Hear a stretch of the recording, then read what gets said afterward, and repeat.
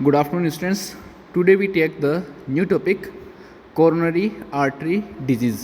ये exam wise एक important question है जो मोस्टली एग्जाम के अंदर पूछा जाता है. तो कोरोनरी आर्टरी डिजीज़ को अपन कोरोनरी हार्ट डिजीज़ भी बोलते हैं, इस्चेमिक हार्ट डिजीज़ भी बोलते हैं, या फिर इसको अपन अर्थरोस्क्लेरोसिस भी बोल सकते हैं. तो ये क्वेश्चन है, ये तीनों नाम से पूछा जा सकता है. तो अपन इसको डिस्कस करते हैं. First of all introduction. Coronary artery disease is a type of blood vessel disorder that is included in the general category of atherosclerosis. Means coronary artery disease एक ब्लड डिसऑर्डर है जो कि मोस्टली अर्थरोस्क्लेरोसिस का category से अपन इसको consider करते हैं. अर्थरोस्क्लेरोसिस जो टर्म है उसको 2 ग्रीक वर्ड से लिया हुआ है. फर्स्ट होता है अर्थर, जिसका मतलब होता है फैटी मास. सेकेंड होता है स्क्लेरोसिस मीन्स हार्डनेस. मीन्स अर्थरोस्क्लेरोसिस के अंदर फैटी मास का कलेक्शन हो जाता है और वो हार्ड हो जाता है, जिसके कारण वहाँ का पाथवे ऑब्स्ट्रक्ट हो जाता है और वो पाथवे आगे की ब्लड सप्लाई को रिड्यूस करता है, जिसके कारण बहुत सारी सीवियर प्रॉब्लम्स है वो डेवलप हो सकती है, जैसे कि हार्ट फेलियर की कंडीशंस है, मायोकार्डियल इन्फेक्शन की कंडीशन है, या फिर एंजाइना पेक्टोरिस है. इस जैसी कई सीवियर प्रॉब्लम्स है वो डेवलप होती है. Then we take the definition.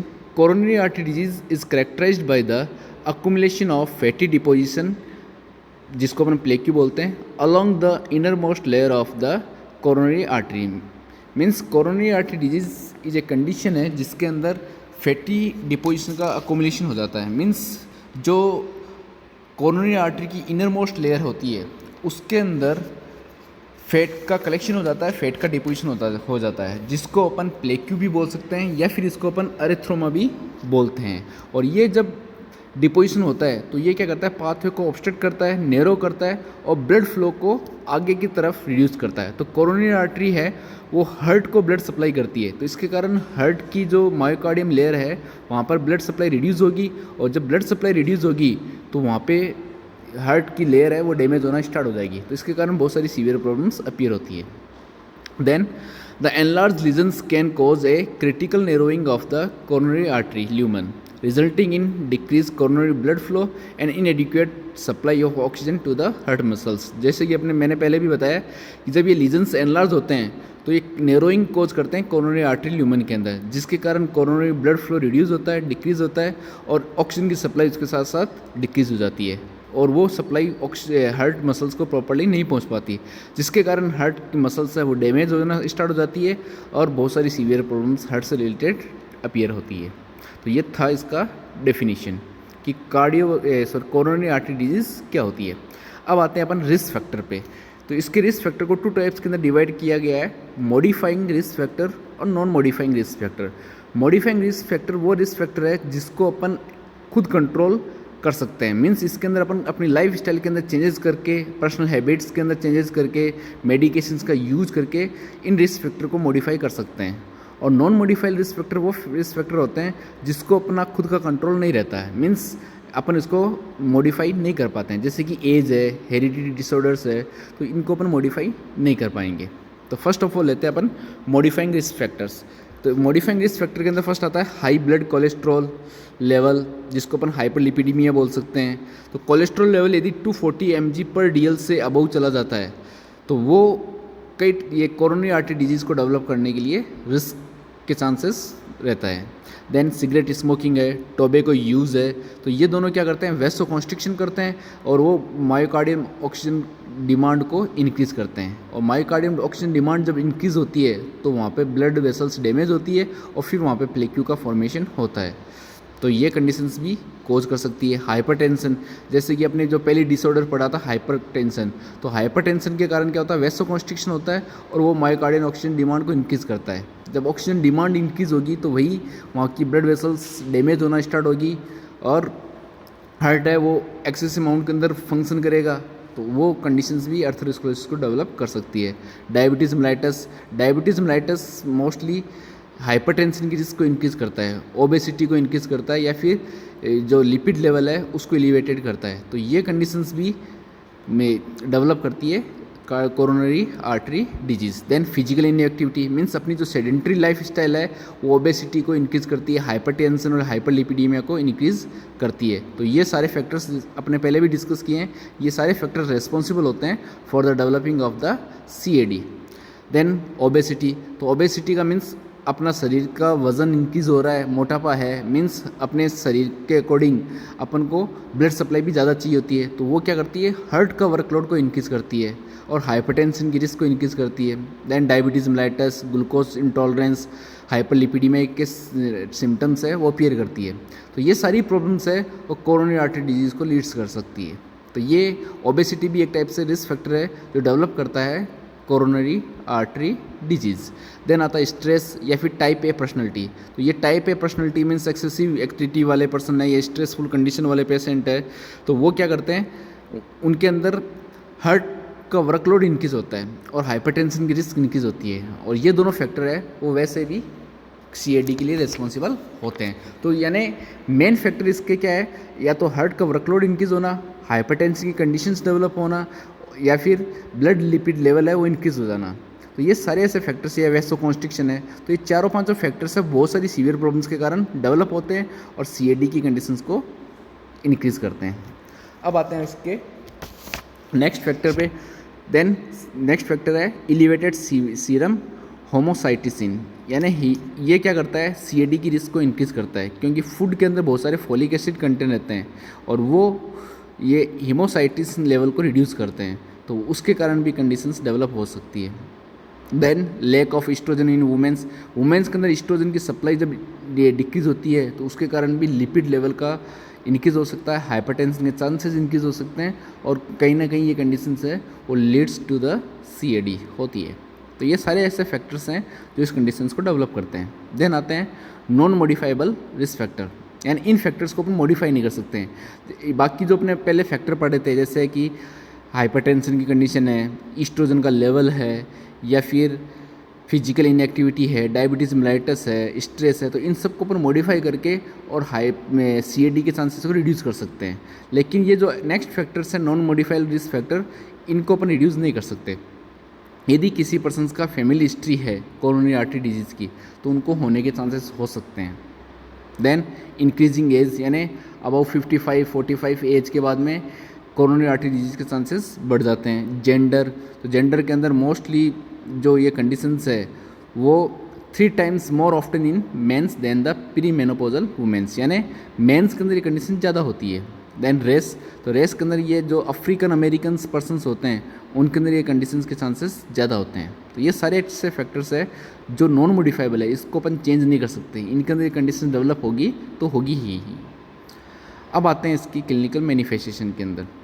तो यदि किसी पर्सन को कोरोनरी आर्टरी डिजीज़ की कंडीशन डेवलप होती है तो वहाँ पे क्या होगा, आगे की तरफ ब्लड सप्लाई रिड्यूस होगी, मीन्स इस चीमे की कंडीशन डेवलप होगी। तो फर्स्ट सिम्टम्स है inadequate blood supply to the heart muscle cell. Then यदि ब्लड के पास ब्लड की सप्लाई हार्ट की मसल्स को नहीं हो पाएगी तो उस कारण चेस्ट पेन कंडीशन डेवलप होगा। क्यों होगा, क्योंकि उस जब ब्लड की सप्लाई वहाँ पे नहीं होगी तो वहाँ पे लैक्टिक एसिड का फॉर्मेशन होगा, और लैक्टिक एसिड है वो चेस्ट पेन के लिए रेस्पॉन्सिबल होता है, पेन को डेवलप करता है। देन कार्डिक आउटपुट है वो इनएडिक्वेट हो जाएगा। डाइफोरेसिस मीन्स बहुत ज़्यादा पसीना आने लग जाएगा। डिस्पनिया, यानी जो रेस्पिरेटरी रेट है वो डिक्रीज होना स्टार्ट हो जाएगी, डिफ़िकल्टी होगी रेस्पिरेशन के अंदर। Then changes in the ECG, यानी पर्सनस की ECG के अंदर चेंजेस आना स्टार्ट हो जाएंगे। Then cardiac enzyme level increase, यानी जो कार्डिक एंजाइम्स होते हैं उनका लेवल भी इंक्रीज होना स्टार्ट हो जाएगा, जैसे CKMB है, ट्रोपोनिन लेवल वगैरह है, ये बहुत सारे कार्डिक एंजाइम्स है, इनका लेवल इंक्रीज हो जाएगा। डिसरेथमियाज की कंडीशंस मीन हार्ट रेट है वो इरेगुलर हो जाएगी। Angina pectoris, MI, congestive heart failure, तो ये सारी ऐसी डिजीज़ कंडीशंस है वो CAD के कारण डेवलप हो सकती है। और sudden cardiac death means heart suddenly damage हो जाएगा जिसके कारण पर्सन्स की डेथ भी हो सकती है। तो ये सारे मैनिफेस्टेशन है जिसके कारण डेवलप होते हैं और बहुत सारी सीवियर प्रॉब्लम्स ही डेवलप होती है। देन आते हैं अपन डायग्नोस्टिक इवैल्यूएशन के अंदर कि इसके अंदर अपन क्या क्या टेस्ट करवा सकते हैं। ECG या EKG अपन करवा सकते हैं, जिसके थ्रू अपन पता लगा सकते हैं कि CAD के कारण हार्ट के अंदर क्या क्या डैमेज हुआ है और क्या क्या चेंजेस आ रहे हैं। देन एक्सरसाइज थैलियम टेस्ट, तो ये थैलियम टेस्ट है जो भी CAD की प्रेजेंस के बारे में पता लगाता है कि कोरोनरी आर्टरी डिजीज के अंदर फैट का डिपोजिशन कितना है। देन इकोकार्डियोग्राम है, वो अपन को हार्ट और कोरोनरी आर्टरी की कंडीशंस के बारे में कम्प्लीटली बताता है, यानी इसके अंदर प्रॉपर स्ट्रक्चर के बारे में पता चल जाता है, जिसके थ्रू अपन ये बता सकते हैं कि कहाँ पे ब्लॉकेज है और ब्लॉकेज कितना सीवियर है और उसके कारण कितना पार्ट हार्ट का अफेक्टेड हो रहा है। Then coronary angiography. Coronary angiography के अंदर अपन क्या करते हैं, एक ट्यूब इंसर्ट करते हैं और ट्यूब इंसर्ट करके उसके आगे कैमरा लगा रहता है और उससे जो हार्ट के कोरोनरी आर्टरी के अंदर ब्लॉकेज है उसके बारे में अपन पता लगा सकते हैं। Then positron emission tomography scanning. इसके अंदर अपन पर्सन्स को एक इमेज एक बेरियम टाइप का सब्सटेंस इंट्रोड्यूस करते हैं और बहुत सारे एक्सरे इमेज अपन कलेक्ट करते हैं, जिससे अपन को वहाँ पे ब्लॉकेज और हार्ट के अंदर चेंजेस के बारे में पता चल जाता है। ब्लड टेस्ट, तो ब्लड टेस्ट के अंदर जो कार्डिक एंजाइम्स का लेवल इंक्रीज हो रखा है उसके बारे में अपन को पता चल सकता है। CKMB का लेवल है, ट्रोपोनिन का लेवल है, इसके बारे में अपन को पता चल सकता है, क्योंकि इसका लेवल यदि इंक्रीज या देखने को मिलेगा मीन्स हार्ट की मसल्स के अंदर डैमेज हो रहा है और हार्ट के थ्रू ये एंजाइम्स रिलीज हो रहे हैं। और जब एंजाइम रिलीज हो रहे हैं तो उसका कारण क्या है, डैमेज होना, और डैमेज होने के कारण कोरोनरी आर्टरी डिजीज़ हो सकता है, तो अपन उसके बारे में पता लगा सकते हैं। तो ये सारे एग्जामिनेशंस है जिसके थ्रू अपन प्रॉब्लम और प्रॉब्लम से होने वाले हार्ट के अंदर चेंजेस के बारे में पता लगा सकते हैं। अब आता है इसका मैनेजमेंट। तो मैनेजमेंट के अंदर अपन फर्स्ट ऑफ मैनेजमेंट लेते हैं मेडिकल मैनेजमेंट। मेडिकल मैनेजमेंट के अंदर भी अपन नॉन फार्माकोलॉजिकल इंटरवेंशन और फार्माकोलॉजिकल इंटरवेंशन दोनों देखेंगे। नॉन फार्माकोलॉजिकल इंटरवेंशन के अंदर अपन क्या करेंगे, जो रिस्क फैक्टर्स है उसके मॉडिफिकेशन के लिए, तो जैसे कि स्मोकिंग रिस्क फैक्टर्स था तो उसको अपन स्टॉप करके अपन मैनेज कर सकते हैं। हेल्थी डाइट जिसके अंदर कोलेस्ट्रॉल और फैट का लेवल लो हो, फिजिकल एक्सरसाइज है, ऑक्सीजन एडमिनिस्ट्रेशन है, तो ये सारे से कंडीशंस है जिससे अपन अपने जो रिस्क फैक्टर्स है उसको मॉडिफाई कर सकते हैं। फिर आता है फार्माकोलॉजिकल मैनेजमेंट। तो फार्माकोलॉजिकल मैनेजमेंट के अंदर फर्स्ट अपन नाइट्रोग्लिसरीन देंगे जो चेस्ट पेन की प्रॉब्लम्स को रिलीफ करवाने के लिए हेल्पफुल रहेगी, यानी ये डायलेट करती है हार्ट की मसल्स को।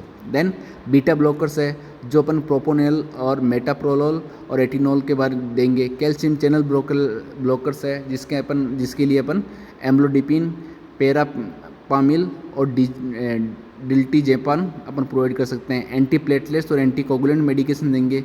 एंटी प्लेटलेट्स मेडिकेशन का क्या फंक्शन होता है, ये प्लेटलेट्स के एग्रीगेशन को रोकती है। क्यों रोकती है और क्यों रोकना आवश्यक है, यानी कोरोनरी आर्टरी डिजीज़ कैसे होती है, जैसे कोरोनरी आर्टरी डिजीज़ को इंजरी के कारण होती है। अब जहाँ पर इंजरी होगी वहाँ पर प्लेटलेट्स का एग्रीगेशन होगा और प्लेटलेट्स का एग्रीगेशन होगा तो वहाँ पे फैटी डिपोजिशन स्टार्ट हो जाता है, तो उस प्लेटलेट्स के एग्रीगेशन को रोकने के लिए अपन एंटी प्लेटलेट्स मेडिकेशन देंगे। देन वहाँ पर ब्लड का कोगुलेशन होगा तो उसके लिए अपन एंटी कोगुलेंट मेडिकेशन दे सकते हैं, तो उसके लिए अपन एस्प्रिन है, टिक्लोपिडिन है, हिपेरिन है वगैरह प्रोवाइड कर सकते हैं। देन कोलेस्ट्रॉल लेवल इंक्रीज़ होना, यानी HDL और LDL लेवल जब लो डेंसिटी लिपोप्रोटीन का लेवल जब इंक्रीज़ होता है तो वो CAD के चांसेस को इंक्रीज़ करता है, तो कोलेस्ट्रॉल लोअरिंग एजेंट्स देके अपन उस कंडीशंस को रिलीव करवा सकते हैं। इसके अपन स्टेटिन वगैरह प्रोवाइड करते हैं। देन एंटी हाइपरटेंसिव एजेंट, क्योंकि ये सबसे मेन रिस्क फैक्टर है जो इस कंडीशंस को लीड्स करता है, तो एंटी हाइपरटेंसिव एजेंट से भी अपन इसकी कंडीशंस को रिलीव करवा सकते हैं। तो ये सारा फार्माकोलॉजिकल मैनेजमेंट के थ्रू अपन इस कंडीशंस को रिलीव करवा सकते हैं।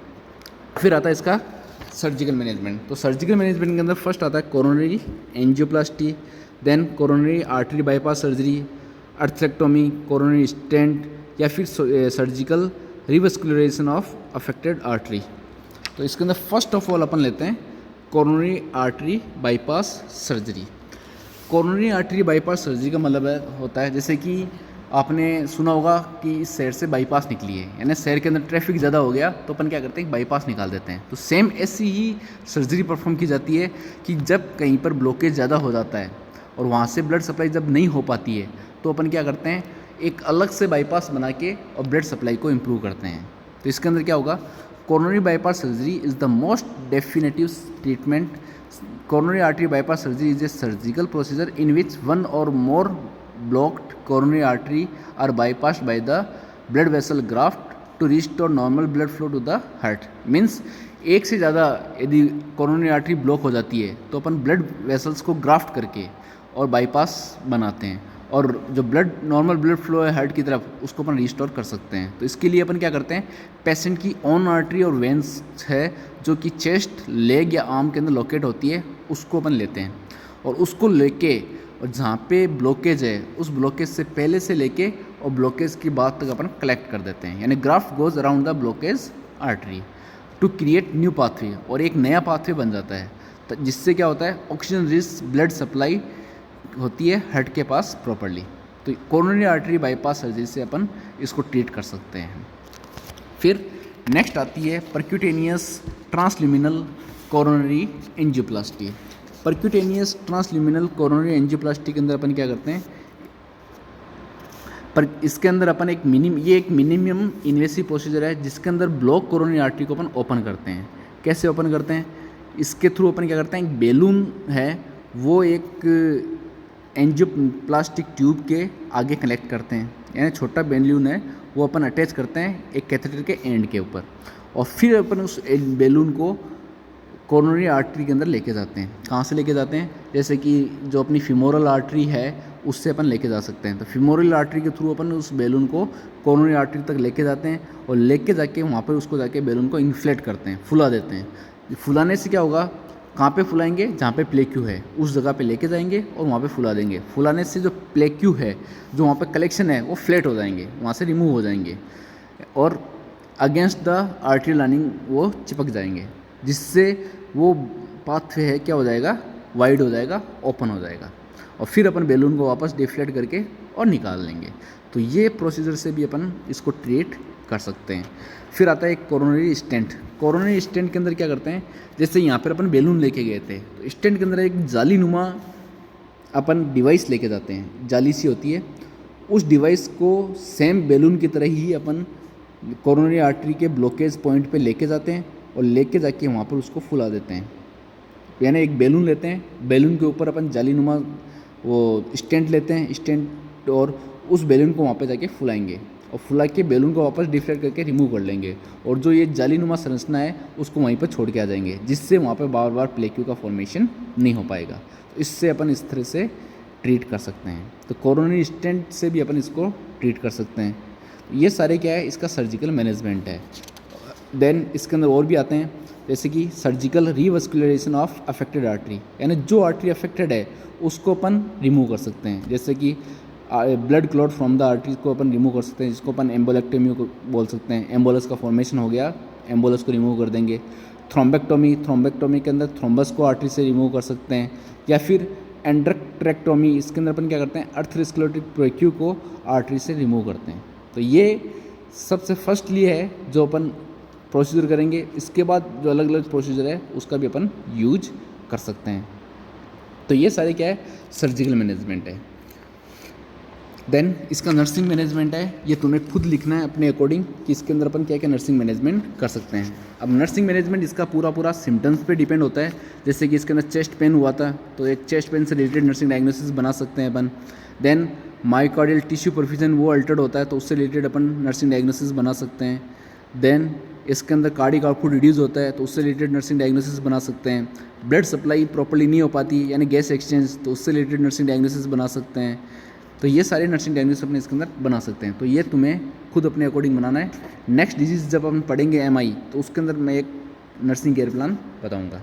So this topic is complete. यदि तुम्हें किसी टाइप का डाउट्स है तो मुझे कभी भी पूछ सकते हो। Thank you.